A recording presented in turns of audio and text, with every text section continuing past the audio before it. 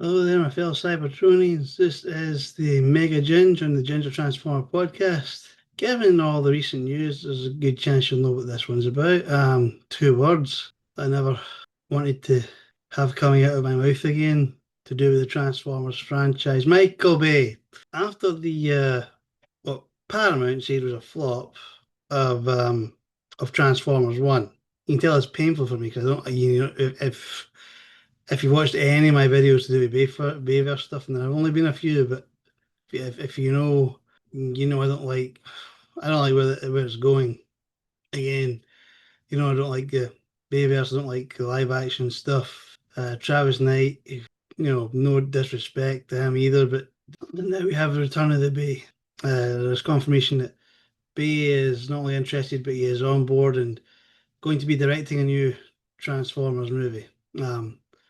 Cooley might be directing it with him, or he will. And this is a rumor, or he will have his own live action to do.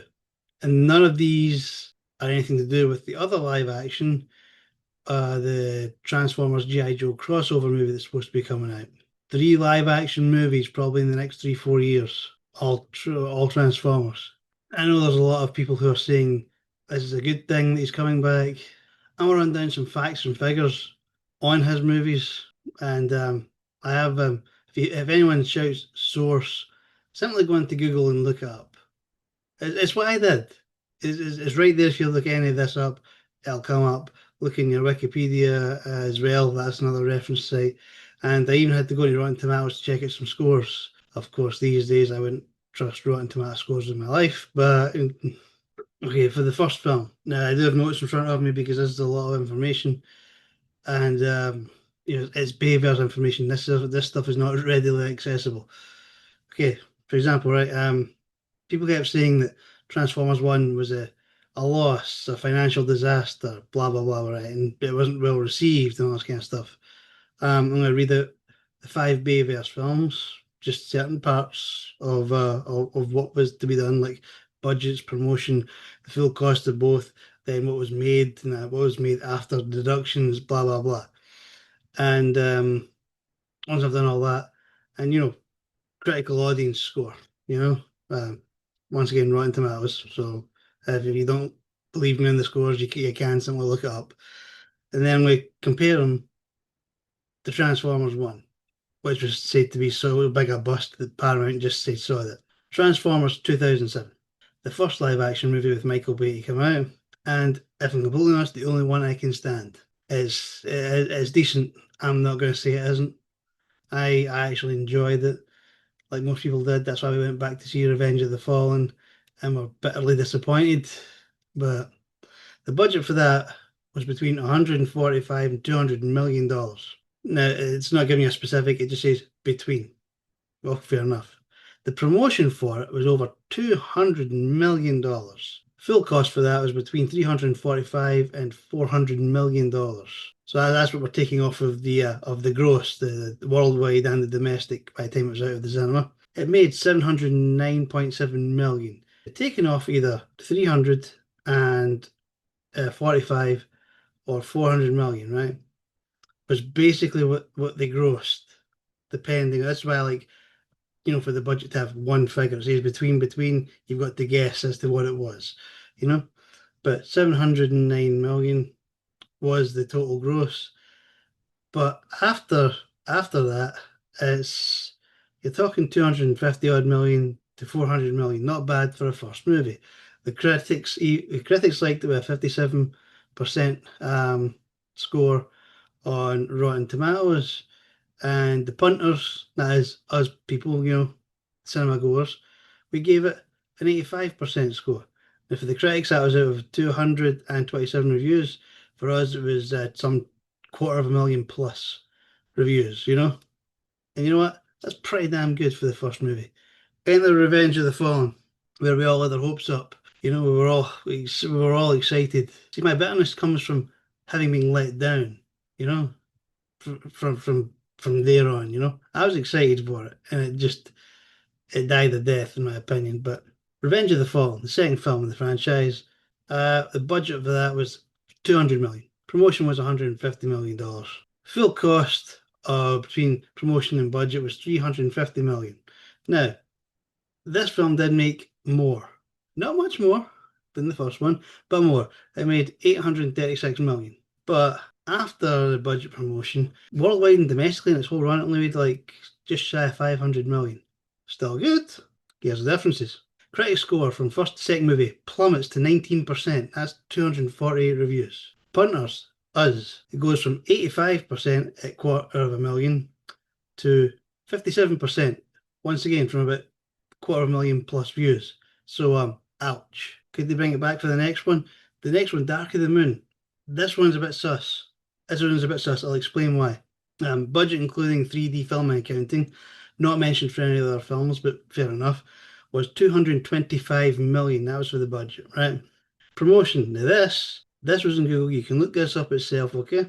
No specific spending figures publicly available. Rumored to be equal or higher than the full promotion cost. So promotion for this one was possibly double for Revenge of the Fallen. So I'm just gonna round it up to the same as promotion cost, now 225 million. But think of that. Think of why there would be no specific figures. Think about how much they probably had to put in to promoting this film because Revenge of the Fallen was so goddamn bad. No one was looking forward to the third one. They had to do everything in their power to make people want this. At this point, I think this was the start of the beginning of the end for the Bayverse stuff. It was the last one with Shia LaBeouf in it. Megan Fox was no longer in it. She was already gone from the franchise after number two. But yeah, the fact that it actually says very plainly there was no specific spending figures. Every other film in the Bayverse, one through five, has the specifics. This doesn't.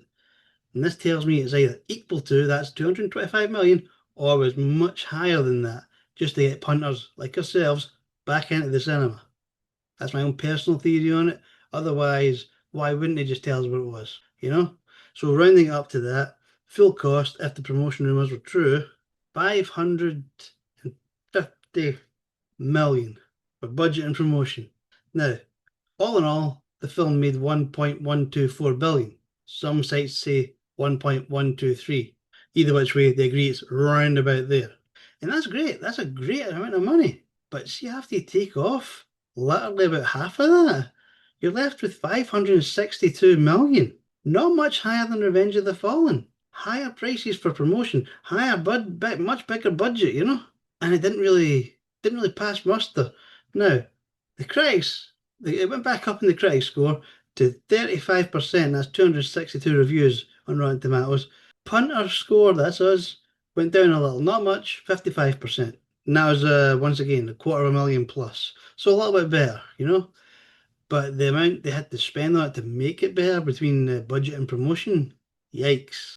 Age of Extinction, number 4. We no longer have our original cast, like probably literally about no one in it.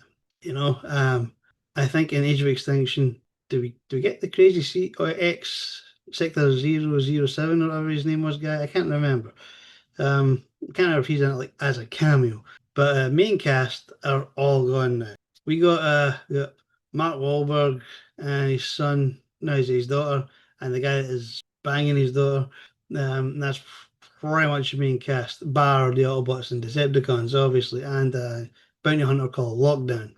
The budget for that, a little bit, only slightly less than Dark of the Moon. It was 210 million. Promotion was 200 million, so that gives you 410 million all in all, right there to take off the end result. The money made all in all there was just over a billion. So take off the 410 and round it down a bit. Say it was about 600 million, making it the highest at that point grossing of all the movies. However, critics once again decided to say no. It is only 1% shorter than Revenge of the Fallen, to be fair, but that is still 18% out of critic reviews of 212 reviews. There's only 100,000 plus reviews for punter stuff. It's went from 55 to 50%. You see where this is going with the people, you know? Probably a lot of the same people who are now hollering, oh, it's great, the Bayverse is back, blah, blah, blah. Yeah, you're probably some of the people who are trashing it. At least those of us that are still trashing it, we're honest about it. Last but not least, from the Bayverse stuff, where he was director. The Last Night. Oh dear God. 260 million budget. Basically the highest budget out of all of the films. The promotion, ironically, was the lowest of all the films, with only $100 million set aside for promotion, which actually is not, you know, it's not that good when you try, keep the series going. I think that this was the death knell. Between the two of them, the full cost was 360 million, and this was actually in a post I saw today, and it said Bay's coming back after his last 605 million disappointment. And I'm saying, going, 605 million isn't bad, but you take off that 360. It's 605.4 million. You take that off, it's $255.4 million, like worldwide, domestic, worldwide, everything put together, making it the lowest in the franchise. Even if the first TF was 200, was 350 odds million, it's, it's right down. Okay. Once again, the critics score just went further down to a 16%, 254 reviews there. So actually more reviews than the last one, but it was higher. And the lowest of all the critic scores varied. The punter scores just constantly going down and down and down and down. 43%. Fair enough, this was 25,000 plus. There wasn't like a quarter of a million, it wasn't like 100,000. I take that into account. But it's 43%. Ouch. Again. Taking all of that, total before budgets and promotions for all those films, right? That is a big number. It's like 4,700,000, 275,100,000 all in all. But you take off budgeting, you take off promotions. Now it's still a high number. I'm not denying that. This was a cash camel, 2,213,100,000. Still big. Still got Paramount salivating for the return of Bay because he's going to bring in the cash. Here's the thing, Paramount, you fucked up. So many people are excited about it, right? And see you get a film and it does well. We're now going to see what happens. We're going to see history repeat. Say it does well. Say it does as well as Transformers 2007. 57% uh, for critics, 85% for punters. We all like it. It brings in about 400 million. Fantastic. You see what happens next. History will repeat. It will be another Revenge of the Fallen if he does another film after it. The critics' score will just plunge. Our score will plunge, and the money you're going to make on it will basically be because we were hoping it would be good. Like we were hoping Revenge of the Fallen was going to be good. The only good thing about that was Tony Todd was lending his voice as the Fallen. That was the only good thing about that whole fucking film. Now take all that, right? Take all that. That's all the Bayverse stuff, right? Transformers 1, said to have done horribly in all aspects, right? Once again, Google it. Don't start shouting source at me. I am not Google. Look at Google. Budget, according to literally everything else, right, was 75 million. Here's the kicker. Budget, according to Cooley during an interview, 147 million. The budget's just doubled, according to the director, where everything else has said it was about half that, about 75 million. Promotion, according to these numbers, the promotion was about half of whatever it was, whatever the budget was. So promotion was 37.5 million if you go with the first option, or it was 75 odd million if you go with the second. Full cost according to those numbers, if you're looking at the first option, is 112.5 million, or it's 222 million if you go with what Director Cooley said. All in all, the earnings were disappointing. There's no getting past that. There's what can't speak can't lie. It's in the Wikipedia part. It's on Google itself. If you look up, it even gives you that AI generated answer stuff, and it all comes to the same thing. 129.4 million, just shy of 130 million dollars, domestic and global. It depends on who you believe here, whether you think it was a complete failure, right? Because if you believe Literally everything else, apart from what the director said, all in all, the thing cost about 112 million. So let's say 100, round up 113 million dollars. It made 100, just under 130 million. So broke even. There was no massive financial fuck up there. It broke even. If you believe what the director said, and I'm starting to think maybe he was trying to cover him and his film's own ass at this point, it lost about $100 million. Maybe this was his way of saying, yeah, just it failed miserably. Let's just not do it again. Let's just move on and do something else. Rotten Tomato score, critics, 170 reviews as of like now, 89%. That is better than all the Bayverse. Every single fucking film, every single one. 11% off 100. Punter reviews. Now, I'm not going to lie, Transformers 2007 was at 85 and it's hard to beat. Wait, no, it's not. It's only 2,500 plus reviews. Fair enough. We adjust for that. 97%. 97, 3% off like a perfect fucking Rotten Tomato score. Me personally, I'm going with the budget and the promotion according to everyone else, which means the film broke even. I am going with the scores that basically say critics and punters alike loved the thing. I am going with the 37.5 million promotion because that's basically what it seemed like. There was no promotion for this anywhere. Chris Hemsworth was going on to his own Instagram page to promote it. And I don't even know if he was getting paid for half of that or he was just kind of like mentioning it randomly just so people might actually, take an interest. There was zero promotion. There's a film out just now. It's like Elio. I'm not sure how it's pronounced. And it panned.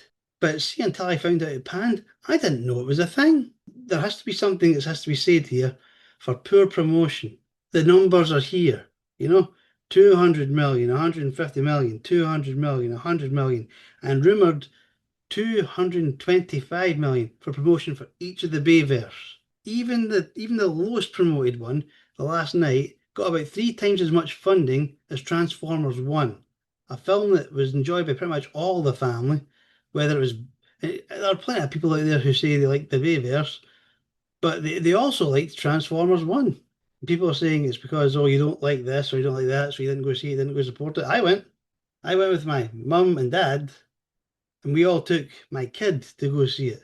It was like 3 generations of my family went to see this film.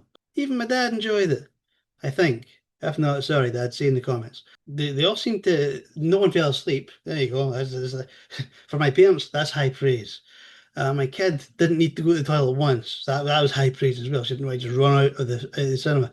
And me as a G1, I saw lots of little G1 kind of bits and pieces throughout the movie. I thought it was enjoyable. I quite liked it. Once again, I've said in previous podcasts, I didn't think it would get a sequel because the cinema we were in was practically empty. But if you're looking at $37 million for promotion, for worldwide promotion, that's not a lot. It's not. It's like someone was wanting it to fail. Hasbro, Paramount, I call you the fuck out on that one. You wanted it to fail so you could bring back Bay and give us more of your live crap. Now, yeah, people are happy about that, and you know what? If that's your thing, fair enough. But what about the proof I have here? Like I said, this didn't financially fail. I'm going with it broke even. I'm going with the director trying to save his own ass. And I'm going with the fucking critics review at 89% and the punter review at 97%. Better than all of the Bayverse. Every single one. I know there are people out there that are going to be in the comments and they're going to be sitting and trying to roast me on this one, but you know, I have all the information in front of me. Look up yourself, come to your own conclusions on this one. But I spent all day looking up this stuff. Now, once again, I'm not saying that the Bayverse isn't a cash camel, and if that's all Paramount and Hasbro are interested in, fantastic, you've got your cash camel. That's as simple as that. If all you're interested in is money and not making any sort of quality shit, you go fucking at it. You go at it. Just if that's all you want, if you don't want any more fans to actually watch your stuff after the first film, go nuts. You'll drag us back in for a Bayverse, get us all excited, and shit on us. Let's be honest, that's probably it will be shit. I mean, hell, I think it's supposed to be that Bay's coming back, but he's looked at as a screenplay or a script, and he's loved it, which means to me more likely it's probably going to be crap. I've seen all his films, like bar one, made me want to just fucking fall asleep or leave the cinema. Actually, I think it was Age of Extinction. I saw people leave the cinema when I was watching it. And I stayed just because, it was a Transformer film. But other people left. Same with the last night. They weren't enjoyable. Now I say that fully well knowing that I'm going to get hate off a lot of Bay versus fangirls. You know what? Come ahead. It's a G1 podcast. I am trying to be as fair as I can here with all this. I give you the actual proper figures that have been out on the internet just now. I don't know if they might have changed in the time it took me to make this and get it edited and uploaded. I highly doubt it. But yeah, if people don't like this, me just telling it as it is, leave. TF1 isn't getting a sequel. It should. It's not going to happen. I even admitted it probably won't happen. But looking at the figures now, looking at the audience scores and that, and the critic scores, I think it should. It should be given a chance for another film. I mean, let's face it. 5 Bayverse things that kept getting worse. Give Transformers 1 4 more films. Then we can accurately compare them, and see if it's still complete crap compared to that. I'll take my hat off to you and say fair enough. But that's a 4 film challenge that you won't do. You know why no one will do that? Because they just care about making the fucking money, not actually wanting fans to enjoy themselves. And with that, that's my rant pretty much over. Like I said, there's a reason why I've not done reviews for the Bayverse films. I will just get this pissy. I will just get this angry. I'm borderline furious just looking at these and looking at that. Bayverse versus TF1. One. There's 5. There's 1. It says it in the thing. 1. That was actually one of the things that a critic actually wrote on it in Rotten Tomatoes. It was one of the first things to come up.